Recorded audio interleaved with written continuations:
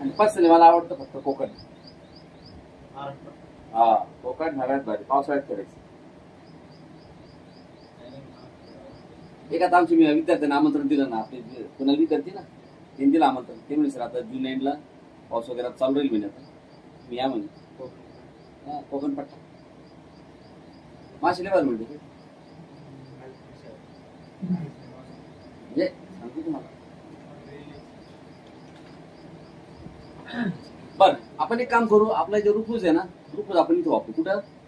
माझ्या लॅपटॉपमध्ये बघू आणि याच्या लॅपटॉपमध्ये आपल्याला VMware वर्कस्टेशन वगैरे टाकायचं, बरोबर आहे? अहो, त्याला इन्स्टॉल नाही करायला लागत पाहुणे, तुम्हाला दाखवतो. इन्स्टॉल करायला काय ते सॉफ्टवेअर आहे का, छोटंसं टूल आहे.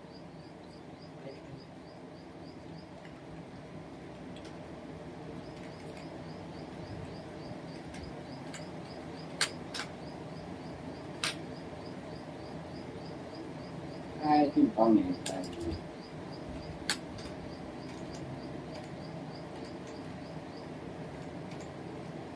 काय झालं याला?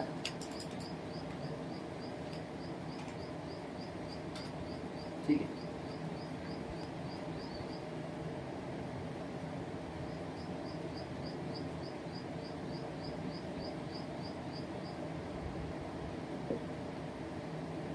कोणतं कंपनी आहे? रोलिक्स.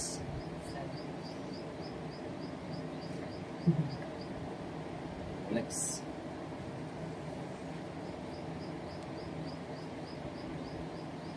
बर, काय रे?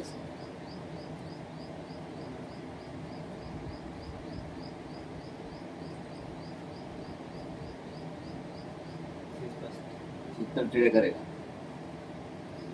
त्यापेक्षा झालं व्हेरिफिकेशन डिलीट करून करू दे.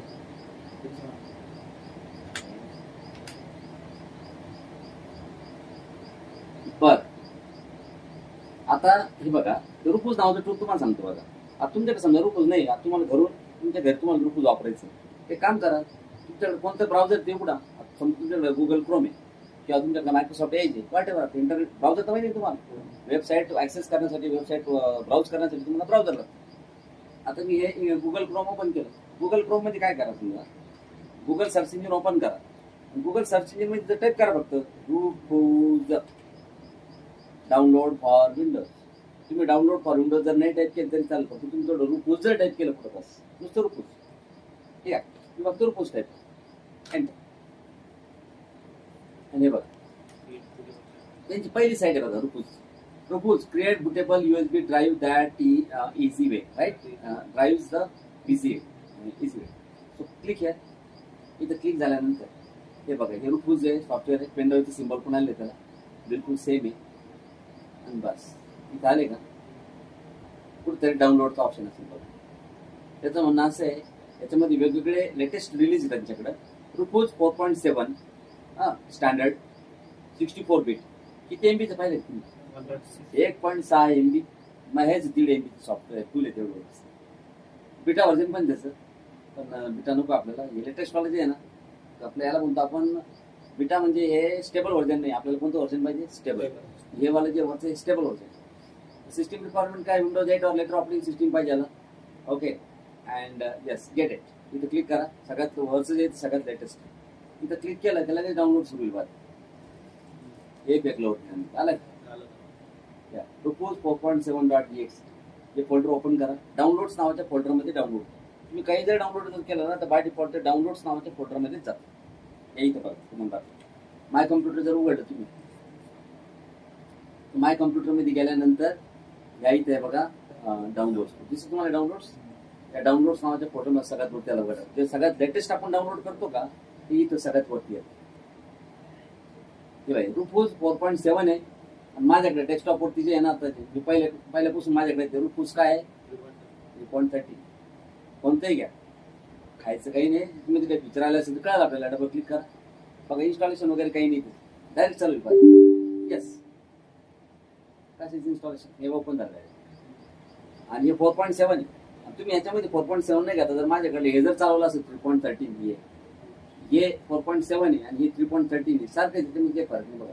ही स्क्रीन तुम्ही बघून घ्या काय दिसतंय ना तुम्हाला, आणि बस इथं हे बंद करा आणि याला ओपन करा, ते सारखं काय फरक सेम. तर याच्यामध्ये बघा ड्राईव्ह लेबल काय द्यायचं ते द्या, म्हणजे पेनड्राईव्ह सापडण्यात आले इथं ड्राईव्ह लेबल आहे त्याला 64 GB चा पेनड्राईव्ह आपला आपण लावला नाही कम्प्युटरला तो, हा काय हा पेनड्राईव्ह आपण लावून ठेवलाय कम्प्युटर. मग तुम्हाला त्याचं म्हणणं असं की तुम्हाला बुटेबल कोणत्याची बनवायची, Windows 8, Windows 10, Windows 11, Windows server कशाचं बुटेबल बनवायचं. तुम्हाला जरा असं वाटतं विंडोज 10चं बुटेबल बनवायचं तर मग इथं सिलेक्ट तुमच्याकडे त्याची ISO पाहिजे, कळलं तुम्हाला. आता ISO तुम्ही माझ्याकडनंच घेऊन जा, फ्युचरमध्ये ते डाउनलोड कशी करायची ISO तुम्हाला मी शिकवत. हे काय आता माझ्याकडे तुम्ही जर पाहिलं ना ते बघा इथं माझ्याकडे हे सॉफ्टवेअर युटोर लेटेस्ट ISO डाउनलोड करावा, विंडोज 11 एंटरप्राइज एडिशनची त्या दिवशी डाउनलोड केली. हे बघा विंडोज 11 एंटरप्राइज एडिशन आहे.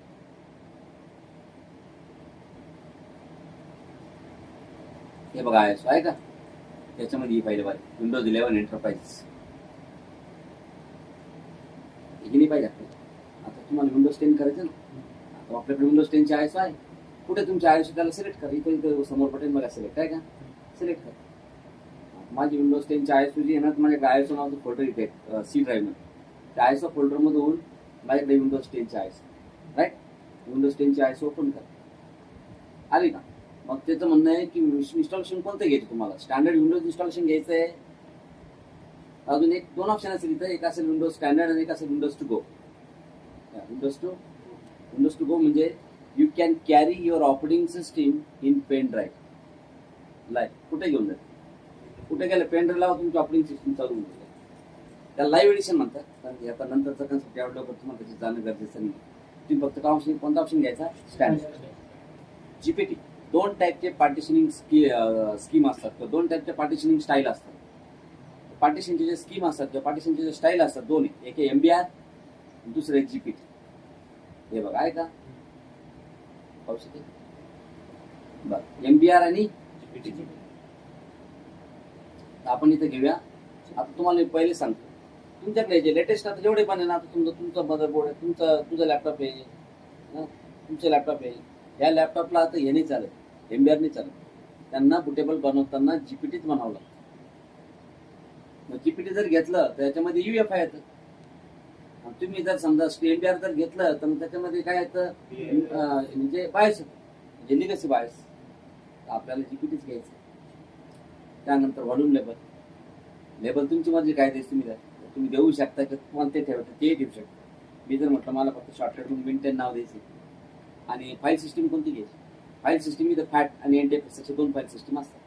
तर फॅट 32 घ्या किंवा NTFS घ्या, त्याला काही फरक पडत नाही. आपण घेतलं समजा NTFS फाईल सिस्टीम आणि स्टार्ट या. बघा आपल्याला त्याला क्रिएट पार्टिशन कमांड द्यायची गरज नाही, दॅट इज पार्ट सारखी. आता हे तुम्हाला दाखवतोय, तुम्हाला समजून सांगतो म्हणून टाइम लागतो, नाही तर मी उघडल्याबरोबर लगेच ताबडतोब ती विंडो ओपन करून लगेच ताबडतोब आतापर्यंत बनलं असं तुम्हाला सांगतोय म्हणून टाइम लागेल. स्टार्ट करा. त्याचं म्हणणं आहे की ह्या पेन ड्राईव्ह मध्ये ऑलरेडी डेटा आहे, तुम्ही जर याला जर बुटेबल जर बनवलं तर जुना डेटा सगळा काय होऊन जाईल, बरोबर आहे ना. आता तुम्ही जर नांगरटी जर केली तर पाठीमाग पीक तसं तसं वापस येईल. तुमच्या शेतामध्ये मकाची झाडे एवढे एवढे उगलेले तुम्ही नांगरलं ते म्हणाल का मकाची झाड आकाशात लावतो, मग नंतर नांगरटी करतो. कसं असतं, फॉर्मॅट करणं म्हणजे नवीन ट्रॅक्शन सेक्टर बनणे. जर नवीन ट्रॅक्शन सेक्टर जर बनले तर जुने ट्रॅक्शन सेक्टर क्लिअर होतील की नाही.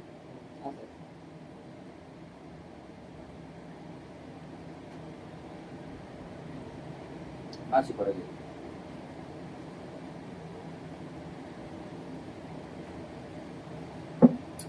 काय झालं, मी मस्त की ना ज्यूस आलेलो छान पैकी मस्त भारी ज्यूस होता. काय होतं ऑरेंज, हा नाही पॉमिग्रेनेट, हा डाळिंब आणलं हो मस्त असं रक्तासारखं दिसत होतं. हा म्हणजे स्टारविया का काही कंपनी आहे, त्या कंपनीचं ज्यूस होतं ते आणलं मस्त पैकी. मग त्या असं जसं आता मी आणतो नाही, आता ॲपलचं काय आहे माझ्याकडे तसं ते दरवेळेस वेगवेगळे आणतो. मग ते ज्यूस ठेवलं मस्त की ग्लास भरून ठेवला.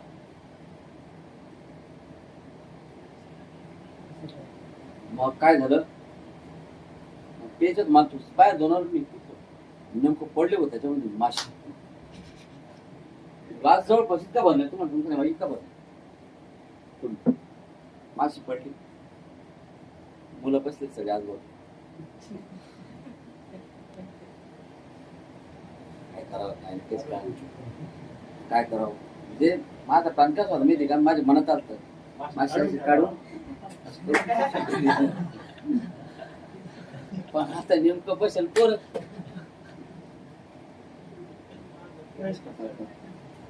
धरली बाजून फेकली होती माशी. मग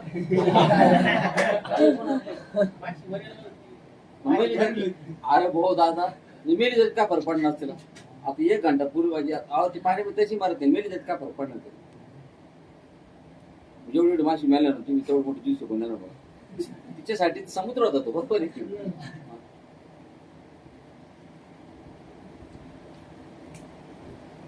म्हणजे माझ्या मनात तयारी कुठपर्यंत आहे तुम्हाला सांगितलं. माझा पोर मासे असल्यामुळे त्या माशीला फक्त बाजू ठेवलं आपण बाजू.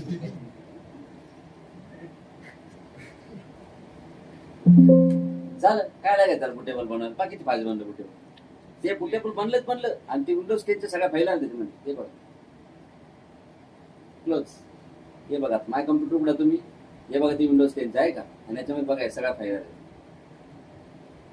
ते सगळे आयसो असते का, आयसो मध्ये सगळं पहिला ऑटोमॅटिक कॉपी करून टाक सगळ्या. आता ह्या पेन ड्राईव्हने तुम्ही कोणत्या सिस्टीमवर बूट करा, इन्स्टॉलेशन करा. त्याचं लॅपटॉप त्याचं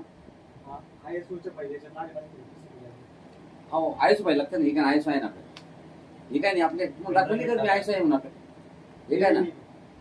अहो बुटेबल तुम्ही सांगा बुटेबल पेन ड्राईव्ह बनवणार आहे, विंडोज 10चे बुटेबल बनवणार, विंडोज 10च्या फाईल कुठून आणणार ते काय शाखा सुद्धा बनणार. त्यासाठी तुम्हाला ते आयसो लागते. आयसो म्हणजे पहिले काय जी डीव्हीडी यायची का, डीव्हीडी म्हणजे हार्ड कॉपी, त्याची सॉफ्ट कॉपी म्हणजे आयएसओ. या आयएसओ तुम्हाला आता मायक्रोसॉफ्ट कडनं पण डाउनलोड करायला मिळत, पण मायक्रोसॉफ्ट कडनं जे मिळतात का त्या ट्रायल असतात. म्हणजे जसं 2 महिने किंवा 1 महिना किंवा 3 महिने एवढ्या ट्रायल बेसिस होते तुम्हाला ते वापरायला देतात. त्याच्यानंतर तिथं लायसन्स एक्सपायर होतं तुम्हाला विकत घ्यावं लागतं. किंवा मग आपण हे बघा आता म्हणजे मला जर लायसन्स विकत जर नाही घ्यायचं तर माझ्याकडे बघा मी काय केलंय, युटोरेंट सॉफ्टवेअर.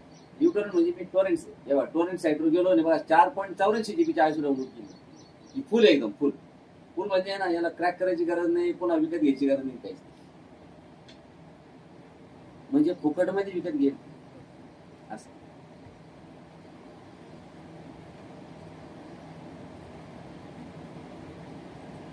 बस याच्यामध्ये दुसरं काही नाही. बनवलं आपल्याला डायरेक्ट काय करायचं, तुम्ही कोणत्या सिस्टीमवर त्यांना बूट करा, इन्स्टॉलेशन लगेच चालू. ओके सो ग्रुप झालं. आपल्याला बघायचं होतं VMware वर्कस्टेशन.